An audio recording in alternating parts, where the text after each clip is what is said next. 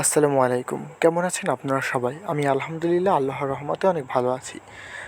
বসন্তের আগমনীটা অনেক আগে হলেও আমি এখন পর্যন্ত বসন্তকে বরণ করতে পারিনি। তাই আজকে বসন্ত বরণ করতে চলে গেলাম নার্সারিতে।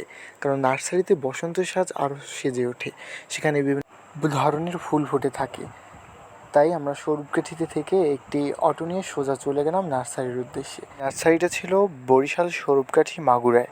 এখানে সৌন্দর্যটা আসলেই একেবারে মনোমুগ্ধ করার মতো। এখানে এই যে বাগানবিলাস ফুল, যেগুলো দেখে পুরো চোখ জুড়িয়ে যাচ্ছিল, মনে হচ্ছে যেন বসন্তের ভিতরে আমি ঢুকে গেছি। মানে বোঝাচ্ছে যে বসন্ত যেন আমার গায়ে মেখে যাচ্ছে, এরকম একটা বিষয়। আর আমাদের যেতে যেতে প্রায় সন্ধ্যার দিকে হয়ে গেছিলো, কারণ সূর্য অস্ত যাওয়ার দিকে প্রায়। এরপরে আমরা ওখানে কিছুক্ষণ ঘুরলাম এবং ছবি টবি তুললাম। কিছু ছবি আমি এখানেই প্রথমেই অ্যাড করে দিচ্ছি। দেখুন, মানে এখানে গেলে ছবি অনেক ভালো ওঠে।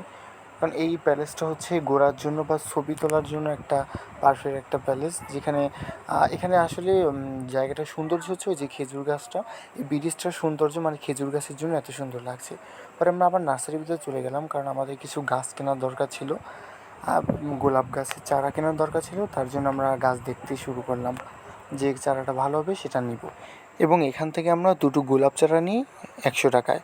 এবং দুটি গোলাপ চারা নিয়ে আমরা একটা রিক্সা নিয়ে পুরো চলে আসলাম বাসার দিকে। তবে এই সময়টা ছিল সন্ধ্যার সময়, তার উপরে ছিল গিয়ে নদীর পাশ দিয়ে রিক্সায় চড়ে আরও হচ্ছে বাতাস, একটা সুন্দর একটা মোমেন্ট বলা যায় এটাকে আসলে। আজকের মতো এখানেই, সবাই ভালো থাকবেন, আল্লাহ হাফেজ।